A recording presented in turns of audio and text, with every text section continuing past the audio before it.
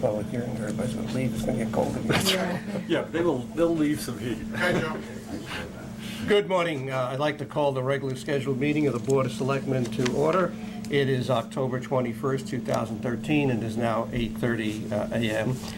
First order of business is a public hearing on two issues. One is to obtain comment on the sale of two town-owned open space parcels of land identified as Lot 2 on the Town of Guilford Assessors Map 123 and Parcel 25B7 on the Map 122 respectively, pursuant to the bids received by the Board of Selectmen in accordance with Chapter 94 of the Town Code. That's our first item of the public hearing. I'm going to call to the table our in-house counsel, Pam Millman, to give a brief presentation. Good morning, Pam. How are you? Good morning. Just by way of some background, there's been title and tax issues on, there were 6 parcels that were part of the Quantapug Hills condominium, and those issues have been with the town for 30 plus years. Basically spearheaded by Gary and also the tax collector who was getting frustrated with these parcels being on the books for so long, the tax issues.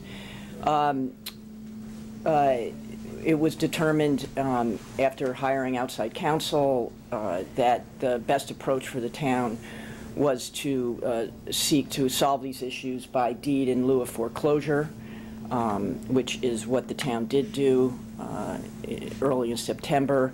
We held a town meeting. We acquired 4 of the parcels by town meeting. The other 2 that were at issue, we were able to get an exemption under a tax waiver statute that dealt with the water supply. And then the 6th parcel really wasn't a parcel, and that was corrected in the process with the tax assessor. So we acquired the 4 parcels by deed in lieu of foreclosure, and because the parcels, and we did that by town meeting, and because the parcels were not used or reserved for town purposes under our charter and our code, section 94, the selectmen have the option of going out to bid with a sealed bid procedure, which is set forth in chapter 94.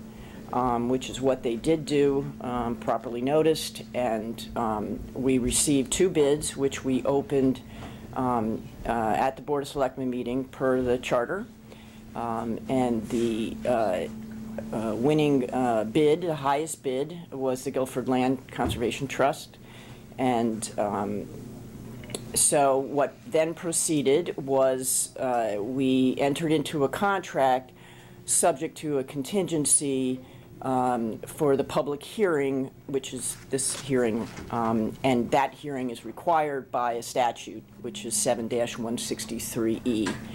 And so we're here to take any comment. The 2 lots are to always be held as open space. There's a covenant in the deed to that effect. Okay, the background. Thank you. We'll proceed in the following manner. First of all, we'll have a Q&A for any questions that you might have.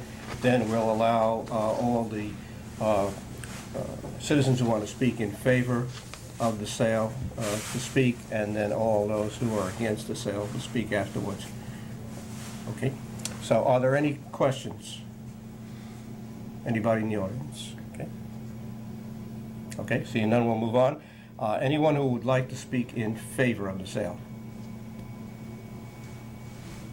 Please come to the table, and Mary Jo, and give your name and address. My name is Mary Jo Kestner. I live at 131 Boston Street, and I'm pleased that the Land Trust is buying this property. I think it's contiguous to other property they own and will increase the open space benefits, that parcel.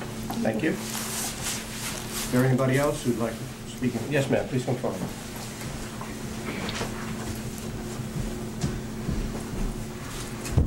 I'm Sarah Shrewsbury, 4 Hunter Drive. I'm a former board member of the Guilford Land Trust, and I was on the board when we acquired Broomstick Ledges, which is very close to the purchased properties. And I feel very strongly that the Guilford Land Trust will do a wonderful job stewarding this property, and it's a very good sale. Thank you. Is there anybody else? Paul?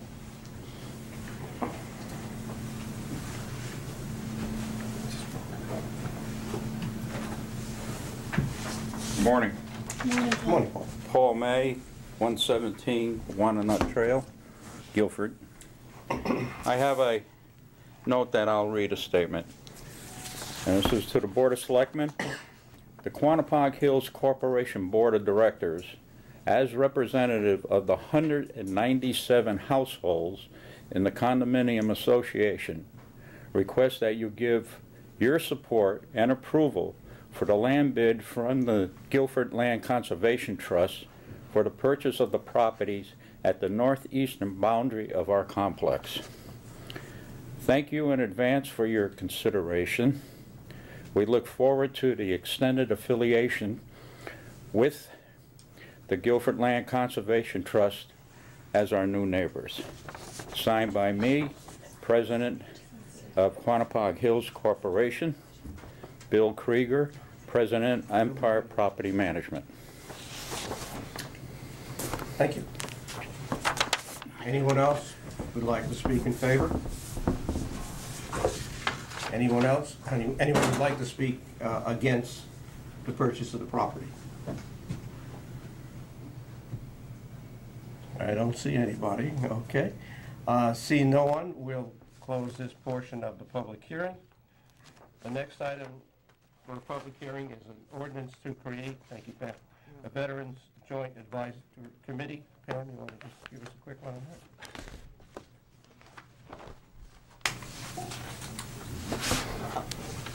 that? There's a new statute that became effective on October 1st, Section 27-135, and it is not mandatory, but it states that a town may, either separately or in conjunction with other towns, by ordinance establish a local Veterans Advisory Committee, which is there to help veterans, act as a coordinating agency in matters concerning veterans, cooperate with all national, state, and local government, private agency in securing services and benefits for veterans, and really help bring to the attention of the Board of Selectmen veteran issues or issues that the town could help the veterans with. So it was decided, we were proposing, the Board of Selectmen are proposing to pass a Veterans Advisory Joint Committee ordinance with the town of Madison. And the town of Madison also reviewed it, and their outside counsel, their town attorney reviewed it, and that's what is in front of you today. Okay. Thank you. Same procedure goes for this item in public hearing. Are there any questions regarding the proposed ordinance? Okay, seeing none. Anyone like to speak in favor of it?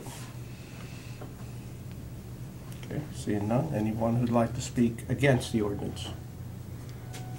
Okay, seeing none, we'll close the public hearing. Thank you, Pam. Okay.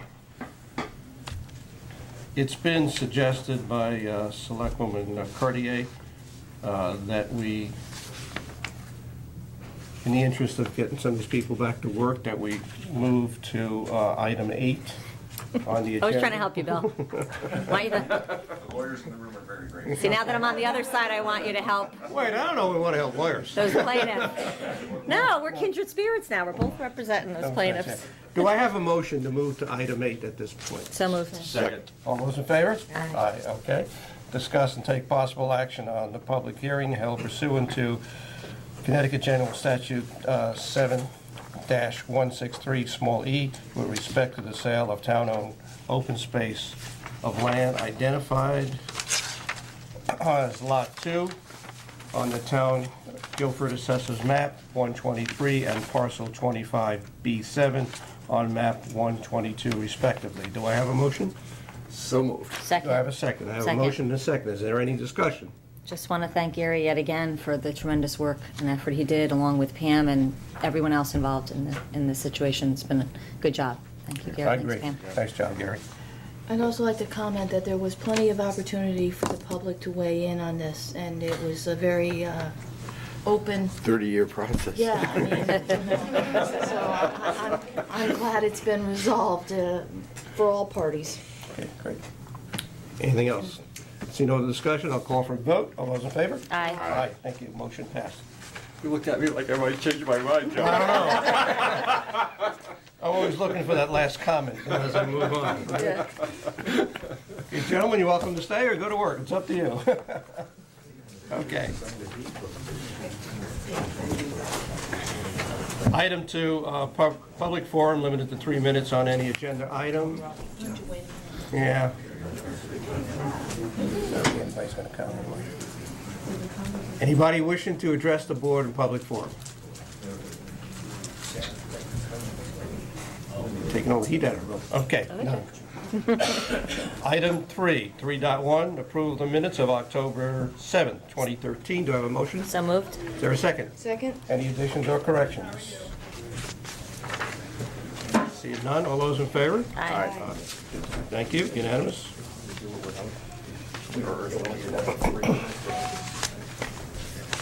Item 3 is Finance Director, Sheila Milano, received monthly report from the Finance Director. Sheila, good morning.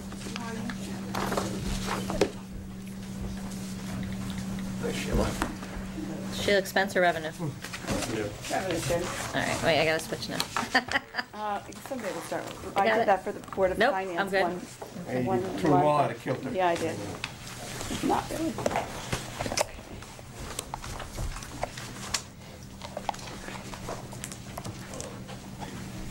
Okay. So we are 25% of the way through the fiscal year, fiscal 14.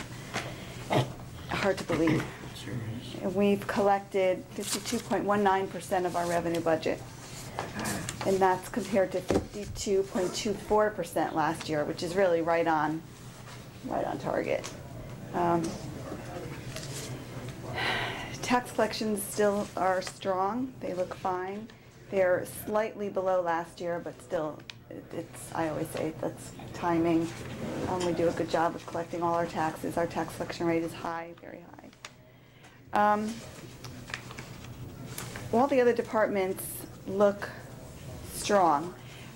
One comment on Park and Rec, they're a little bit lower compared to last year.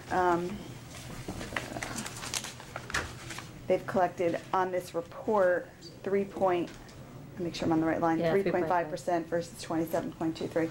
And that's because we have some room rental, Jacobs Beach Pavilion rental and beach passes. And boat racks, I believe, rental, that have not been posted for 2 months because they're commingled in with some of the reimbursable deposits that we're just trying to sort out to make sure they're correct. It's more of an Accounting electronic accounting issue between RecTrack and Munis at this point. And so there's really no cause to be concerned there. They're very comparable to where they were last year. So we should see it, I wanted to have the Corrected number next month. for you today, but I didn't get a chance to pull it together. I'll have it for the Board of Finance for tonight, at least the number, and it will be all posted shortly by next month. Now, how about the Youth and Family Services?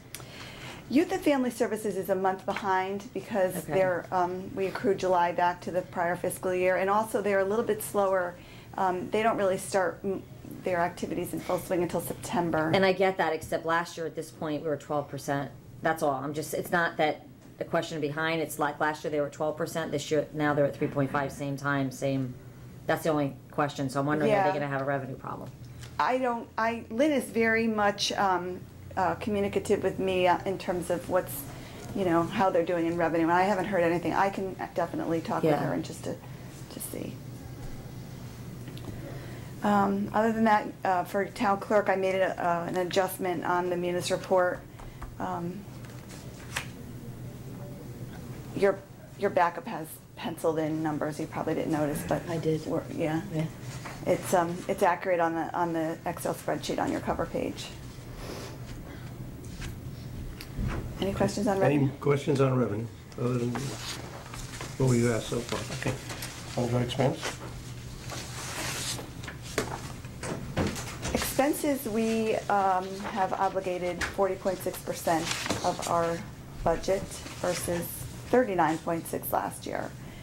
Again, it has to do with encumbrances. We encumbered it a little more last year across all the departments at the end of September, so that changes the unobligated. The debt as well is a little bit different in terms of the structure this year versus last year, so we've obligated more sooner. And so I mean, as far as the debt last year, we did a refunding, so we had a savings, and this year it'll be as scheduled, so we will expend exactly what our budget is because we know what our debt obligations are. So just because we've obligated more doesn't mean we're going to overexpend. It's just timing. And this is before the storm last year that took place at the end of October. Yeah, so Try not these are to real talk about numbers. it. So these are, next month, I'll try to extrapolate the actual numbers without the storm for you. Hopefully, we can do that. Yeah.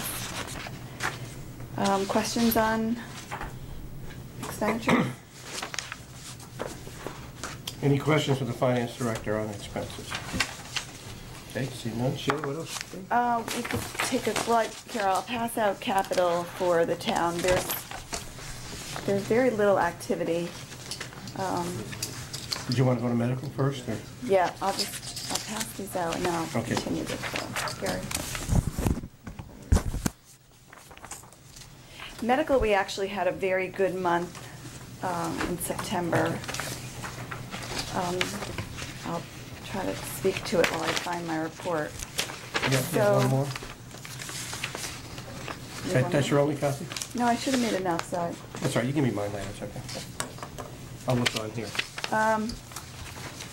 okay, I can't seem to put my finger on my medical report, but we did have a good month, and what I did is I started again to annualize out the first 3 months of the year and average, take an annualized average. So it's a little bit high, 1,068,000 is what we're projecting based on the first 3 months. And that does still give us a projected deficit of 931,000 though. So if we continue to have better months like we did in September, the projection for the year will get better. But at this point, it's still not so good. Okay. We have one person who has reached the 50% of the stop loss at the end of September. And we're waiting, the Board of Finance had asked for a report that shows who has exceeded $50,000 in claims so far this year. That's sort of like reaching the 50% of the stop loss, and we'll have that by this afternoon. We're just talking numbers, not names. Oh, no, it's Okay. never named. Okay, just want to make sure we clarify that. However, if you all remember that with part of our surplus, once it's certified by the auditors, we will have a proposal to bring some of our surplus, instead of all going to fund balance, some of it to go to the medical service account to offset the deficit from last year. So that would mitigate where you're at now, or something, okay? Any questions on medical? Okay, on capital? Capital, there's really very little activity from last month. There's really nothing specific to, Okay, now I realize that Report on. you did not get this until this morning, so if any questions come to mind, please feel free to get in touch with the finance director. I don't expect you to review it right now. And you said there, No. going this is no act. There's really There very really little. isn't. I And these are think capital projects that are scheduled for bonding, not out of the operating account. yeah, the only real change was the encumbrance to Jacob's Beach, Okay. the master. Okay. Anything else, Sheila?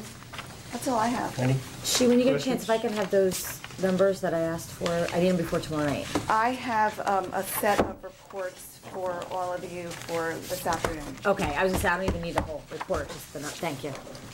Yeah, the reports. All right, are whatever you more wanna do is informative. fine with me. Okay, I just need before tomorrow night, thanks. Yep.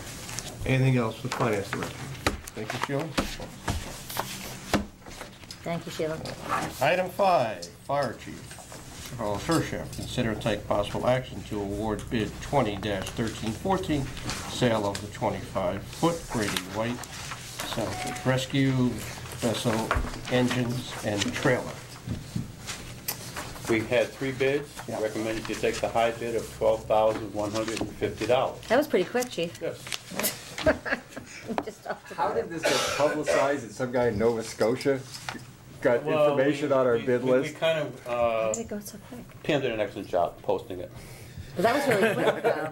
She We did a posted on the- worldwide posting. Worldwide, Yeah. I mean, that's a serious question. I mean, It's on the DAS website, okay. so. So there are you know, people, So that's our state I website, mean, so there might be people, I mean, I think Okay. there's probably deals to be had.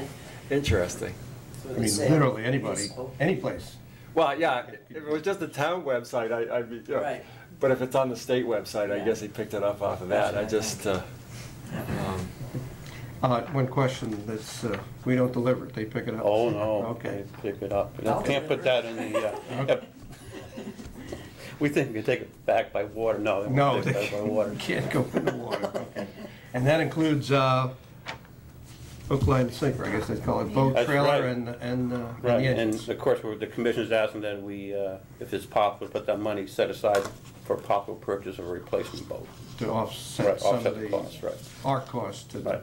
new boat, which Right. you've got a grant on. Right. Okay. Now, did this bidder come and look at the boat, or is this Oh, sight yeah. unseen? Oh, no, he came. Came and Yeah, checked he was it out. actually in the backyard 2 days before the bid. Good. Yeah. Good. I move that we award bid number 20-1314, sale of the 25-foot Grady White rescue vessel, engines and trailer to, do we include the name, Pam, or just the bidder number 1? Oh, you could include the Include name. it. Yeah. Scott McCreary of Nova Scotia, Canada, in the amount of $12,150. second. Any discussion on the motion? All those in favor? Aye. Aye, unanimous. Thanks, Chief. Thank you. Right. Item 6, purchasing in-house counsel, Pam Millman, 6.1, discuss and take possible action on revised purchasing policy. Thanks to give you a permanent seat up here today, huh? Yeah. Good morning. This has been in process for several months. We, as you know, have an existing purchasing policy which was passed and was adopted by the board in 2003. This new policy really is bringing the older policy up to date, being more specific about certain procedures. Most importantly, the biggest point of the policy is that there was a new statute that was revised, well, it was an existing statute that was revised, state statute, and it revised the competitive bidding threshold requirement from what was 7,500 to 25,000. So that means for a purchase of 25,000, that's when we would go out for a competitive bid. If the value of the item was between 5,000 to, less than 25,000, you need 3 written quotes, and then 2,000 to 4,999, you need 3 verbal quotes, and for amounts less than 2,000, there would be no quotes. In addition, there's several model forms for future reference so others could not have to recreate the wheel each time. I've also, cross-referenced the ethics, the new updated ethics code, and clarified the requirement that our consultants, need to sign affidavits. regarding that. It also explains the laws that are really directly applicable to purchasing, again, for others to be able to refer to. It clarifies when, you need an RFQ, RFP, a two-step process like we had to do at the high school, and if you don't follow that, you can jeopardize funding. So there's a lot of, it also introduces consortium bidding, because back then, in 2003, that wasn't even really on the viewing screen. It clarifies about change orders, so if you accept a bid or, that's $25,000, but then the department comes back and wants to do a $10,000 change order the next day, it clarifies procedures about that, checks and balances on that, and also about specification preparation, just, when and who makes the decisions about whether you hire a consultant to draft a specification, because you need that. And there we are. Okay. Questions? Pam, I've just got a couple, and they're more procedural than Sure. change, but Yeah.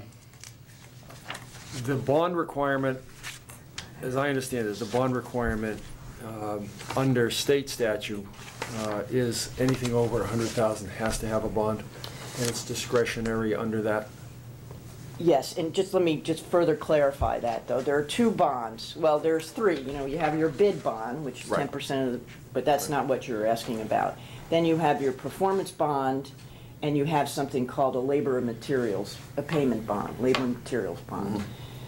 There's one statute which is applicable and mandates that and we're only talking about the labor and materials bond, if the amount is 100,000, then the municipality has to require that bond. And the reason is that bond is there to protect subcontractors of the contractor that you hired.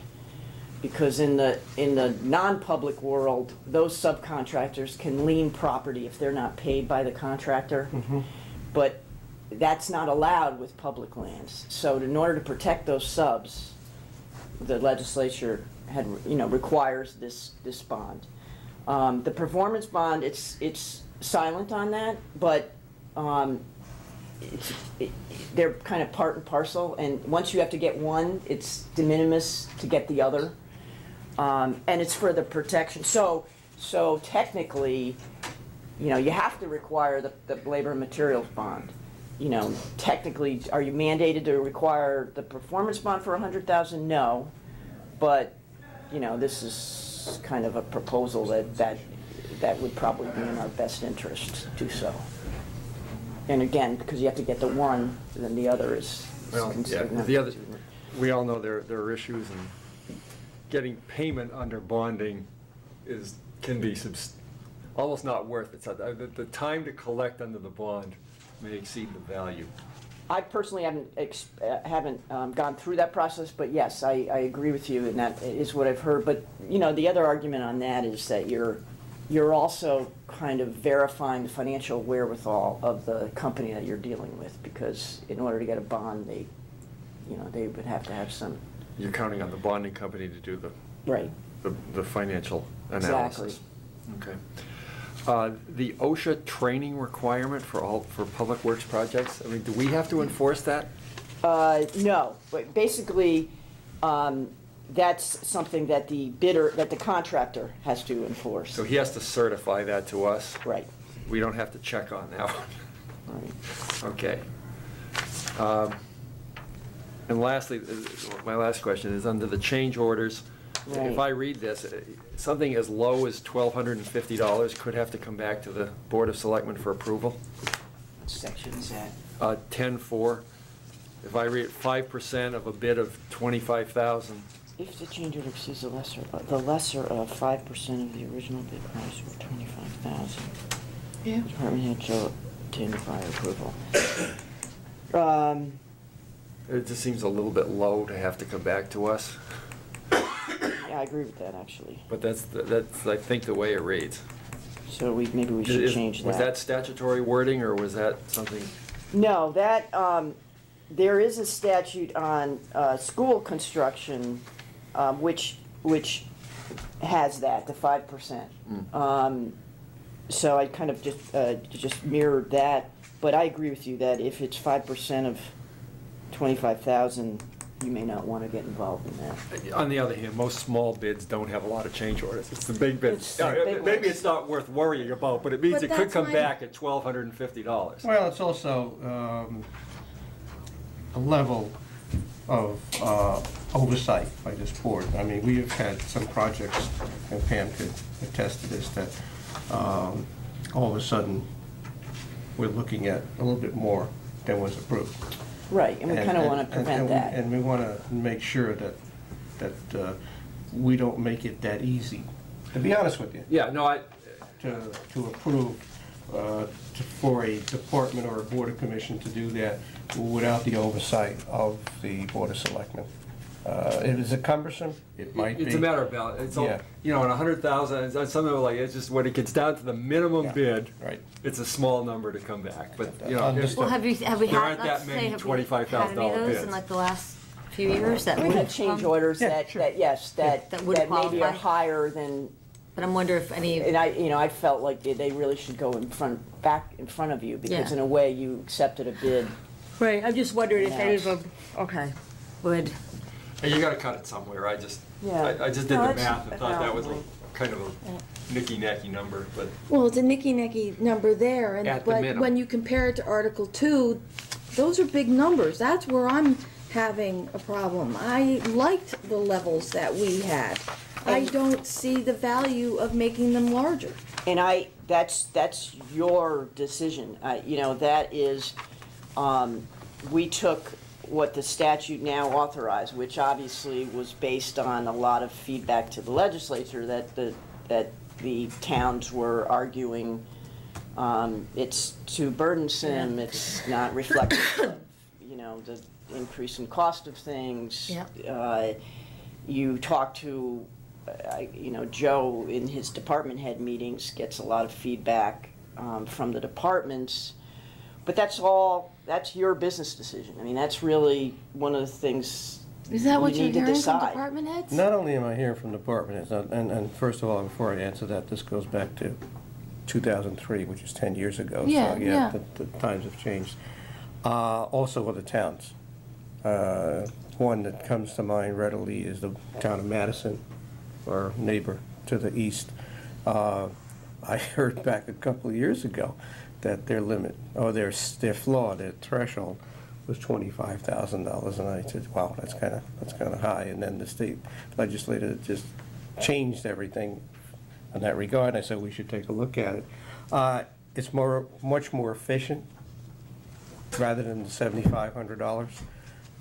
It cuts down on a lot of the administrative end, particularly in Pam's office, and for the department heads and the commissions to have to prepare these bids, which are lower than, or higher than 7,500, but lower than 25,000. So I would also throw in, it's a very limited sample of one, but we accepted a bid 6 months ago, somewhere around the range of $13,000 or $14,000 or $15,000, and I know the company, and so I bumped into the guy, and I said, congratulations, you won the bid. And he said, you guys are nuts. I said, why? He said, because we've been selling to you at our wholesale price, and because I have the bid, because it was a bid process, the bid number was about $2,500 to $3,000 higher. And I said, well, why should that be if you're selling? He says, because I have a cost to prepare the bid, to put up the bond. And he said, so ultimately, by forcing the bid process, the town paid $2,500 more than it would have with us. Now, he happens to be a local guy. He happens to be, he happens to be selling at his, he claims he's selling at his price, but in that one instance, and I believe him, because I don't think there was any reason for him to fabricate anything. There is a cost to preparing a bid for some of these vendors. And if you And for the town, too. Yeah, for the and town. if you want to encourage more local bidding. And we don't have, larger companies in here. It's going to be the guys who've done business with the town year after year. I think it helps them out to some extent. You going to say something? But I was going to say, there's still an oversight. I mean, PM still reviews things. I still think we should do some kind of annual audit to make sure. But back to your point, Gary, which is a good point, is also when you go into a bid, you got to think, you don't know what other people are going to bid. So you got to be competitive, right? I mean, there's also a process. It can work both ways. It can. It can work both ways. Versus just going out and getting the best deal, which is basically what we should be doing. And as far as the safeguards or oversight, as you say, anything between $5,000 and up to $24,999 does require 3 written estimates also. So you're not just handing it to somebody. Right. I still think it's big. It's your opinion, that's Yeah. fine. That's fine, you're certainly welcome to Do we it. want to move forward? I mean, Well, I mean, I don't have a motion. Do I have a motion? I'll move that we approve the amendments to the policy. It's actually not even How do we- amendments. It's a new purchase policy. New policy. Okay. Is there Excuse a me. second before? yeah, I'll second that. Second, okay, discussion, yes. I just have a quick question. Yeah. I didn't see any reference to a minimum or for requisitions. In other words, we see requisitions come through for $50, $100. Is there any thought about changing that so, only purchases, say, for more than $500 or a certain number requires requisition? No, I mean, I guess I kind of asked for your input on that. No, I happen to think of it now. But that doesn't sound like a bidding issue, that's a No, it's not. internal That's kind of what I was processing issue. thinking myself. Maybe actually. we can Yeah. pull that on the outside. There's a couple of things that were in the old policy that I Yeah, thought were no, more I- appropriate outside, like the travel and some of those. understand So that, maybe so- we could deal with that. Is that To me, almost that's an internal Yeah. like an question. operational Yeah. policy? Yeah, Yeah. yeah, it's internal I accounting think and that we finance could probably policy. handle it Yeah, that way. Okay, Yeah. all right. Okay. Further discussion on the motion? I guess I don't see any, so I'll call for a vote. All those in favor of the motion? Aye. Aye. But I have concerns about the thresholds. Okay. Please let Well, the record reflect that. Okay, it's unanimous then, with Veronica's comment, okay? It's not final forever. If Right. there are Nothing- problems, we can always move back. If Nothing there is are forever. Problems, we can always adjust. But I'm glad we tackled this issue, brought it up to date. Well, that's why I voted for it. I mean, I really think it's important to. We move on. Item 7, discuss and take possible action on an ordinance to create a Veterans Joint Advisory Committee as a result of the earlier public hearing. Do I have a motion? So moved. Second. Second, is there any discussion? Okay, seeing none, all those in favor? Aye. Thank you. The only issue, Joe, is now we're gonna need more volunteers. Maybe you have them in your I pocket. do. already. I don't have it in my pocket, I won't say that. I have spoken to the commander of the VFW post, and American Legion knows about it too. They are seeking out members, and don't forget, Three This have is like- four. this is like a 5-member, so 2 or 3 will come from Madison. Right. So that's why we want to do it jointly. Right. Okay? No, that's good, John. It looks at 6 of the 8 have to be 6, from. not 5. Have to have had an honorable discharge too, so that's good that you reached out to those Yeah, groups. I think it's also in the ordinance too. Not the ordinance, the statute. Yeah, yeah. 9, consider and take possible action on a proclamation declaring November 2013 as Pancreatic Cancer Awareness Month. So moved. I don't think there's any problem with that. Second, all those in favor? Aye. Okay. Appointments and resignation, act on a recommendation to appoint Annis Homer as the Guilford Preservation Alliance representative to the Green Committee. So moved. Second. All those in favor? Aye. Thank you. Carrie, you want to take us to 11? I would move that we approve the 4 signs and the 1 use of the green as listed in the agenda. Second? That's 11-1 to 11-4. 11-1 through 11-4. All those in favor? Aye. All right, thank you. Correspondence. I don't have any at the moment. Anybody? No? No, I didn't receive anything this month. Yeah, I just leave it. Committee reports? None? Okay. Old business, I have none. Just to say that the mass communication system, again, I urge people to sign up for it. It's up and running. We have everybody who's listed in the white pages, yellow pages, that was automatically inputted into the system. So if you have a landline, you're going to be notified should we activate the system. As of Friday, my office hasn't checked the numbers lately. It's only Monday morning. We had like 850 residents sign up on their for their mobile devices and PCs. So word is getting out there, but it'd be great if we can have every device signed up. That's about it. Anybody? New business? Any new business? Okay. Public forum, limited to 3 minutes regarding any issue. I don't see anybody wishing to address the board. So I'll call for a motion to adjourn. So moved. Second? All those in favor? Aye. Aye. Thank you very much. We're adjourned at 9:11. Always. Can't wait.